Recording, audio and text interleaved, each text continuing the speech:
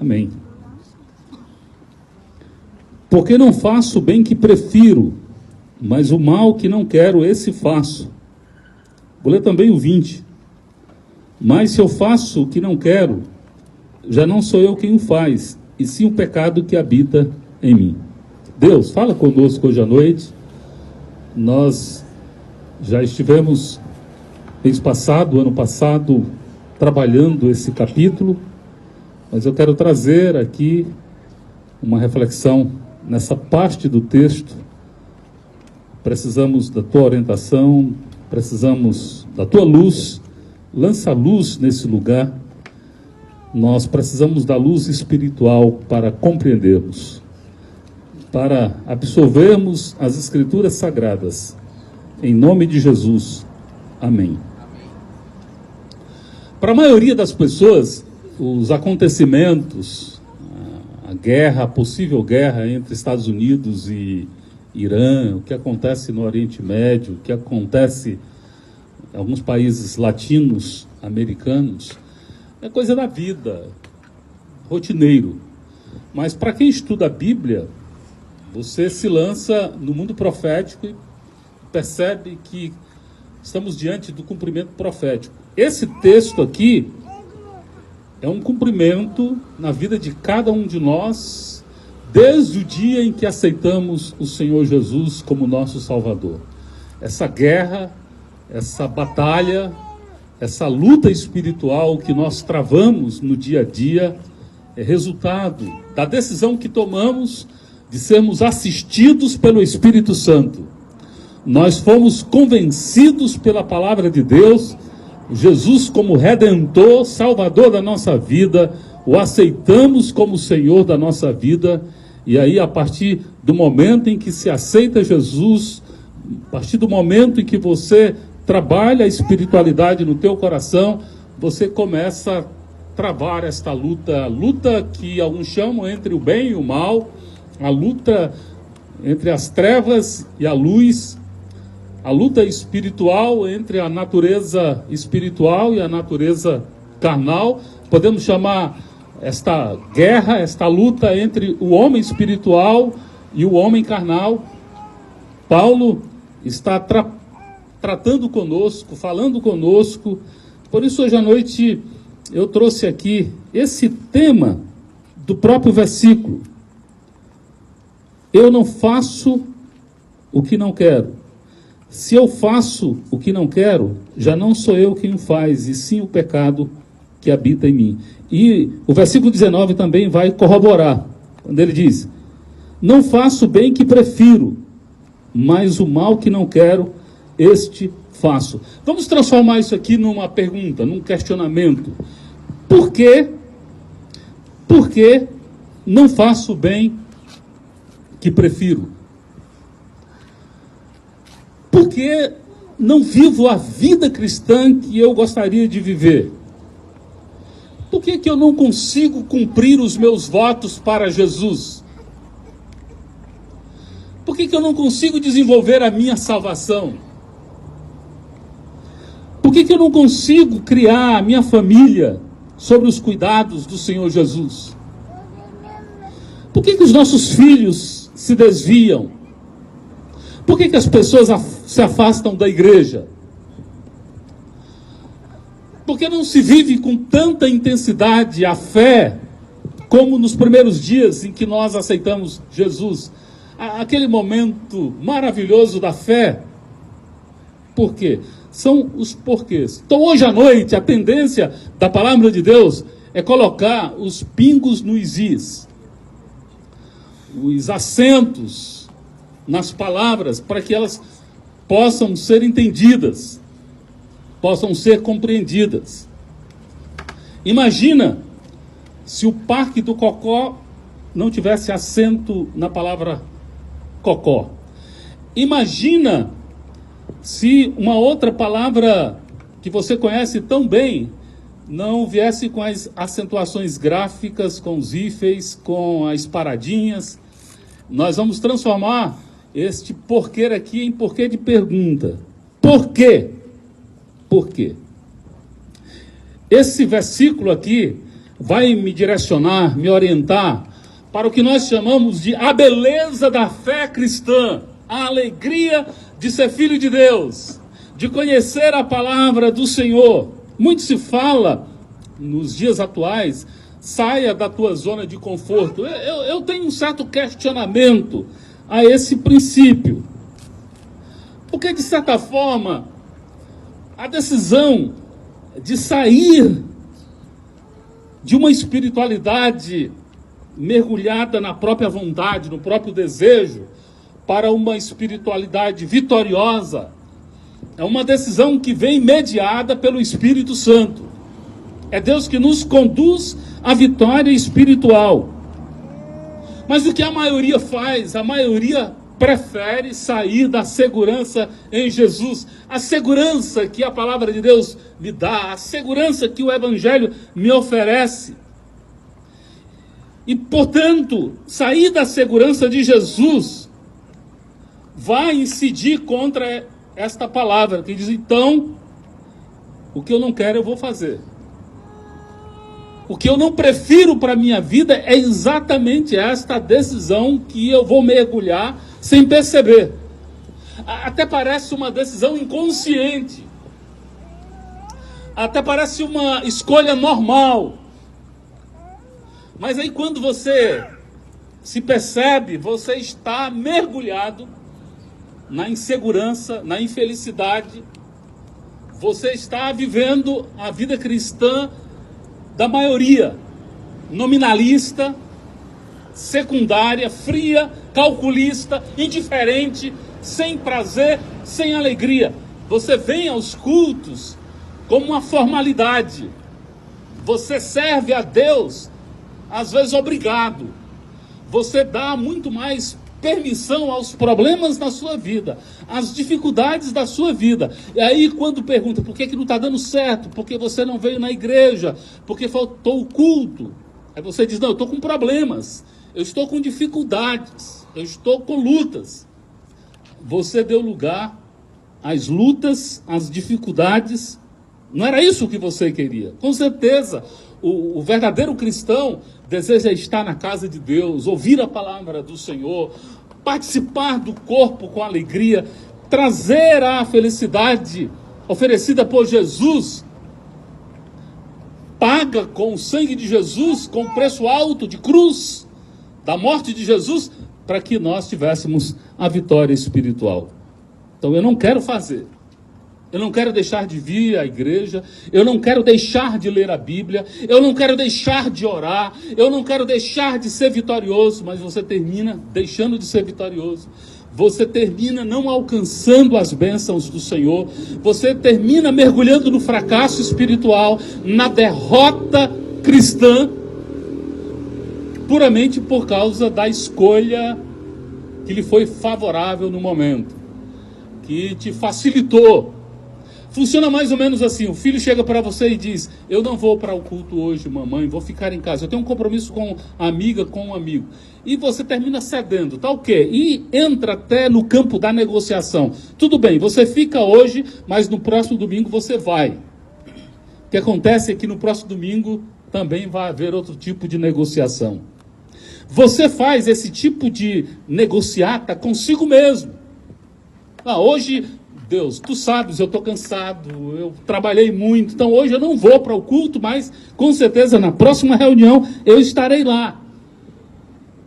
Sair da segurança de Jesus, sair do centro da fé, sair do prazer e da alegria de servir a Jesus com amor, com determinação, com força.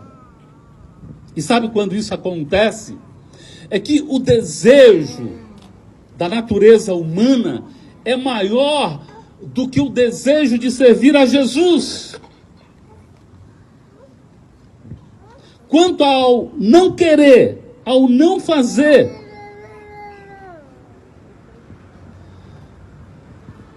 uma outra realidade experimentada pela maioria dos cristãos é a realidade de fazer forçado. Vira uma tortura quando você serve não a Jesus, Quando você vai para a igreja, servir a sua liderança. Quando você vai ao culto, servir aos seus parceiros. Servir ao grupo no qual você trabalha. Aí isso é torturante. Porque você quer agradar o teu amigo de trabalho, a tua amiga de trabalho, o teu companheiro de equipe, e não a Jesus. Quando você vem para a celebração, por vontade própria, por desejo voluntário de adorar a Deus, não existe tortura, não existe aflição, não existe negociação. Você vem porque quer, você é voluntário porque ama, você serve porque gosta de ver em Jesus a figura, o exemplo máximo do cristianismo. A morte de Jesus não para no sepulcro. A morte de Jesus vai além e me ensina sobre a ressurreição. Ele está vivo. Na década de 80, a minha década, começou um grande movimento no Brasil, em todo o Brasil. Os jovens foram movimentados por um grupo chamado Vencedores por Cristo. Nós enchíamos as quadras de esportes, à beira-mar. Nós corríamos para as livrarias evangélicas para comprar o primeiro LP. Nós nos envolvíamos de tal forma nas igrejas e queríamos fazer bandas como os Vencedores por Cristo. Eram jovens que pagavam a passagem com o próprio dinheiro do trabalho, que eram sustentados por pessoas de fé e viajavam o Brasil inteiro, às vezes em temporadas de 3 meses, de 6 meses, dormindo dentro do saco de dormir, viajando de perua pelo Brasil inteiro, a nossa Kombi, dormindo em bancos de igrejas para evangelizar os jovens. Queridos, o trabalho dos Vencedores por Cristo alcançou tanto que a nossa geração hoje, da década de 90, 2000, 2020, muitos pastores existem por causa daquela chama do evangelho dos anos 70, dos anos 80, e que abrasou também os anos 90. E aí, o trabalho é voluntário, se faz com amor, se faz com dedicação, não há barganha. O prazer de viver em Cristo, o prazer de viver com Cristo, o prazer de ser vitorioso em Cristo é maravilhoso, é extraordinário. Servir com alegria, como diz o Salmo 100, se torna maravilhoso, é estupendo, é gracioso, em demasia, perceber um jovem se dedicando ao Senhor. Verdade. Os cânticos que foram programados hoje estavam bem aliados, bem voltados ao que eu ia trazer para você, para cada um aqui. E aí, os meninos nem discutiram comigo. Deus vai trabalhando cada cântico, cada palavra, cada domingo, cada reunião. Deus tem uma palavra para que eu possa sair, para que você possa sair dessa manifestação que é a manifestação do mal, que a Bíblia chama de homem natural, homem carnal. Isso traz desconforto, isso traz vergonha. Quando você faz o que você não gostaria de fazer, quando você deixa de viver as intenções de Jesus, quando você deixa de viver os pré-requisitos da palavra para viver da tua maneira, do teu jeito, aí você forçadamente vai ficar envergonhado no final do dia. Você vai sentir aquele frisson na alma, aquele desconforto, o eterno desconforto do espírito. Você fica reprimido, você fica se contorcendo espiritualmente, em agonia, porque você desejou se livrar daquela outra opção do mal que te leva à derrota espiritual. sair de Jesus, não ter mais prazer na casa de Deus. Jesus Cristo já não é mais o nosso alvo. Nós cantamos, o meu alvo é Cristo. Não é que Jesus deixou de ser o teu alvo. Você até está sempre dizendo, não, Jesus é o meu alvo. Jesus é o meu tudo. Jesus é a minha alegria. Jesus é meu conforto. Ah, como eu me sinto bem com Jesus. Eu saí da morte para a vida. Eu agora conheço Jesus. Eu conheci uma turma boa, maravilhosa. Um pessoal que me ajuda a vencer. Eu gosto de estar com aquele pessoal. Eu gosto de estar com aqueles irmãos. Quando é que você faz o que o Espírito não gostaria que você fizesse? Segundo lugar, sair da cobertura do sangue do Senhor Jesus. Sair da cobertura do sangue do Cordeiro. Quando nós saímos da cobertura do sangue do Cordeiro, sim, o texto diz, não mais eu, mas o pecado que habita em mim.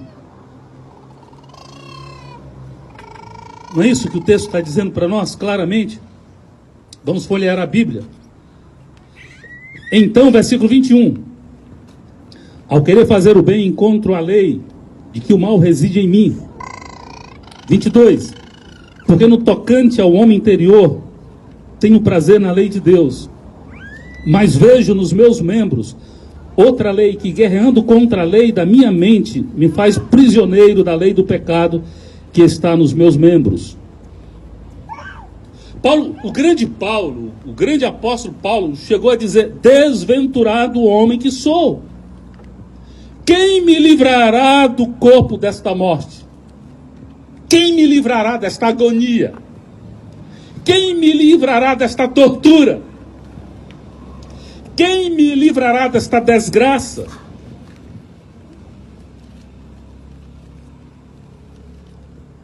O pecado pode ser chamado de velha natureza. O pecado pode me levar ao desejo torturante, porque não são todos os desejos que são maus. Nós aprendemos pelo Espírito os desejos bons. Deus disse para Caim, se o teu desejo for contra ti, a ti cabe dominá-lo. O Espírito Santo nos faz controlar esse impulso do mal, esta força, esta fúria. O velho homem, o homem carnal, os demônios do passado, as frustrações.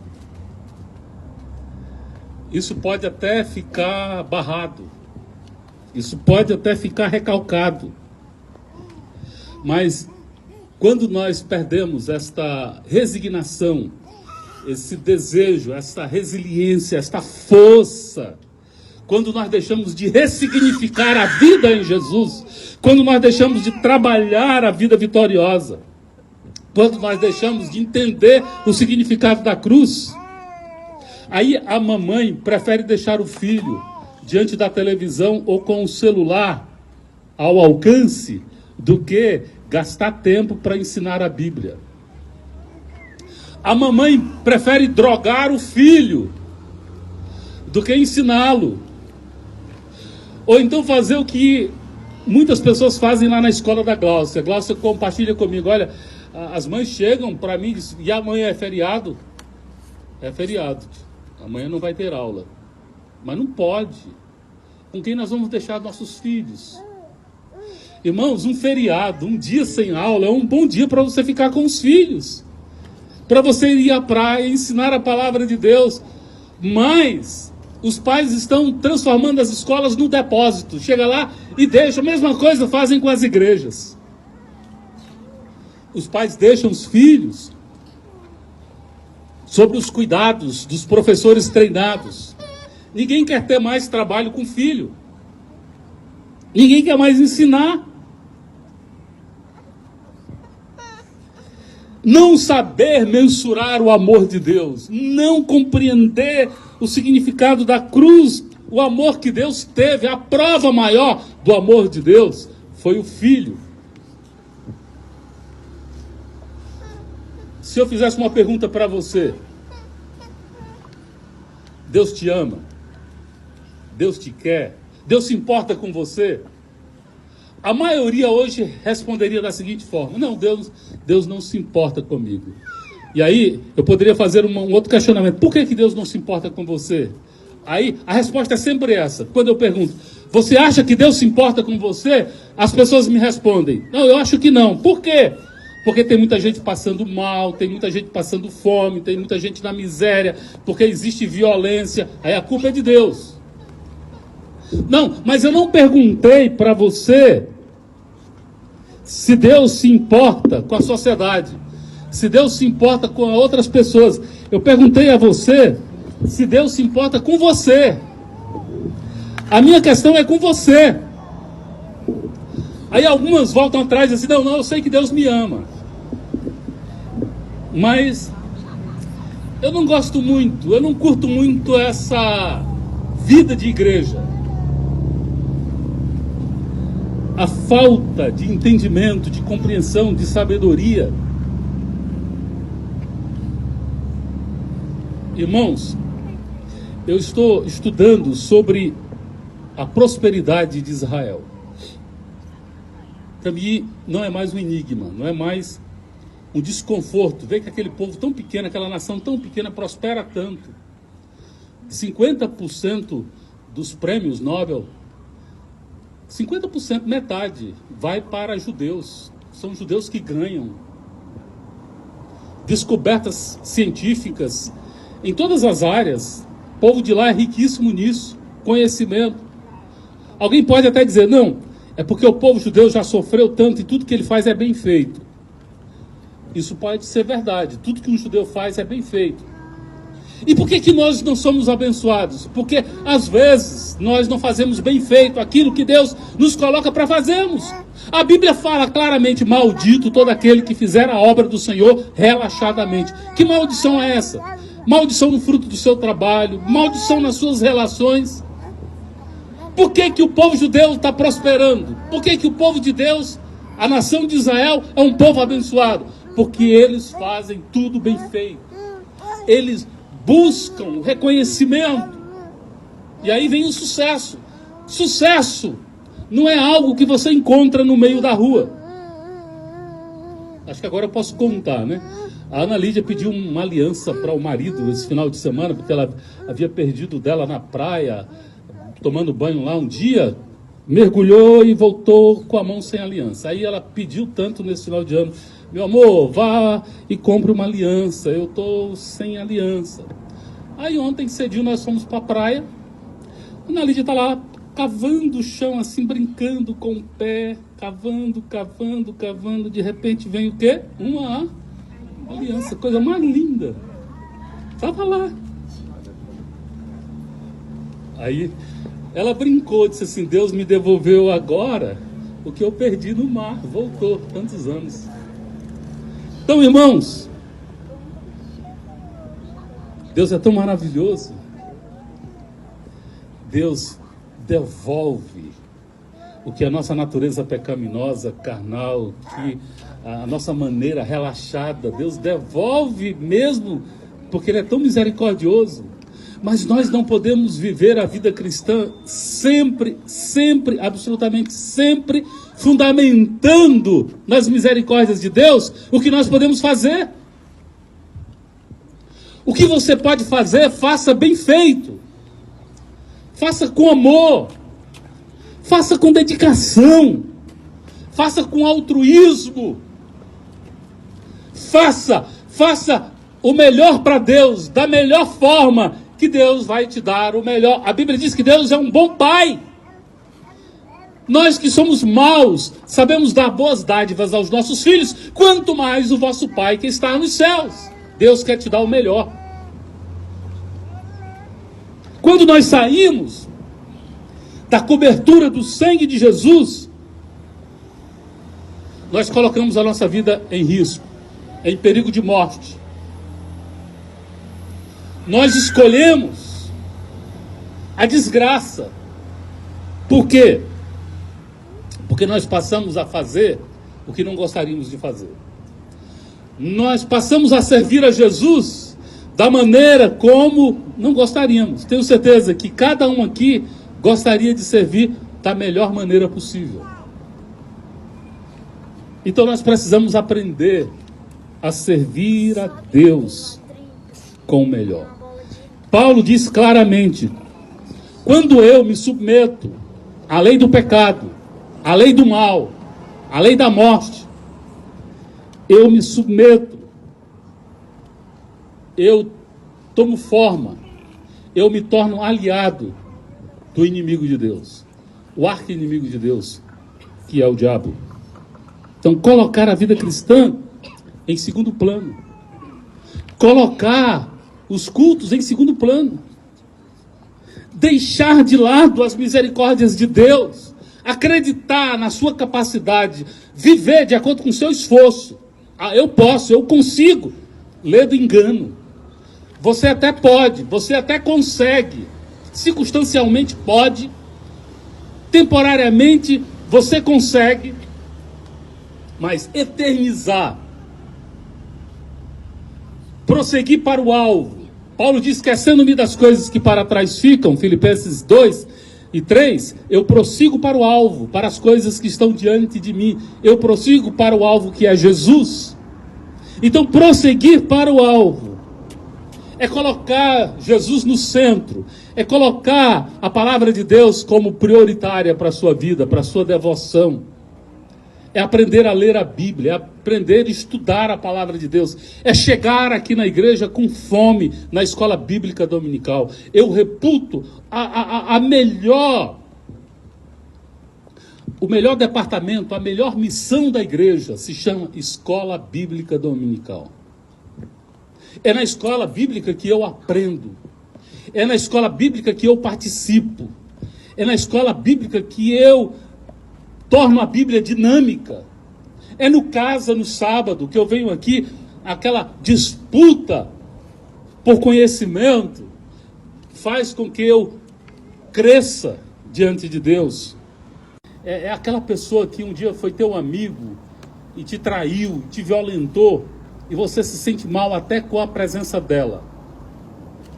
É a mesma maneira, você se sente mal por não ter feito da tua experiência cristã, da tua amizade com Jesus, o teu principal amor. É quando você diz para sua esposa: eu te amo, mas você está em segundo lugar, Jesus está em primeiro. É quando você diz para o teu patrão: eu gosto de trabalhar para o senhor, mas o senhor está em terceiro lugar. Primeiro Deus, segundo a minha família, e você está em terceiro lugar. Ou quarto. Porque aí vem o teu trabalho na igreja também. Quando você elege prioridades, vida com propósito, você determina alvos, você estabelece. O Stanley Jones diz o seguinte: quem tem alvo tem 50% já de possibilidade de ganho, de ser vitorioso, de ser próspero, de ser frutífero naquilo que vai fazer. Você traçou alvo, você tem um objetivo. E aí o texto vai dizer em terceiro lugar: sair de Jesus faz a pessoa se tornar prisioneiro do mal. O texto fala de uma guerra entre a memória, a mente e os membros do corpo. Satisfazer os membros do corpo. Às vezes você satisfaz os membros do corpo por causa da preguiça. Você satisfaz os membros do corpo por causa de um desejo pecaminoso. Você satisfaz os membros por causa de um vício, por causa de uma determinação comportamental, por causa de um comportamento aprendido, por causa de um desejo façante, e você não consegue largar. Você tem vontade de largar esse vício, você tem vontade de largar esse hábito, você tem vontade de largar essa miséria que você se encontra, Às vezes vontade de odiar, eu não quero odiar. Vontade de matar, eu não quero matar. Vontade de roubar, eu não quero ser um cleptomaníaco. Eu não quero ser um desventurado. Eu não quero roubar de ninguém. Eu não quero matar, eu não quero delinquir. Eu não quero tomar drogas. Eu não quero isso para a minha vida. Eu não quero. Mas você termina cedendo. Prisioneiro dos desejos dos membros, diz o texto. Esse texto vai chamar esse aprisionamento de a lei da carne. É o império da desobediência. Você até ouve o seu pastor, você até concorda com a palavra. Não insista em fazer do seu próprio jeito, da sua própria maneira. Deus é até criativo. Deus até sabe usar as nossas habilidades. Deus sabe, mas deixa Deus conduzir. O texto vai dizer, quando Paulo pergunta, como é que eu faço para me livrar dessa obsessão? O que eu faço? Desventurado, versículo 24, homem que sou, quem me livrará do corpo desta morte? Graças a Deus por Jesus Cristo nosso Senhor. É Jesus. Amém? Quer se livrar do mal? Jesus. Quer se livrar da obsessão? Jesus. Quer se livrar da desgraça? Jesus. Quer se livrar da escravidão? Jesus. Quer se livrar do comportamento maldito? É Jesus. Quer se livrar da possessividade? Só Jesus pode te livrar.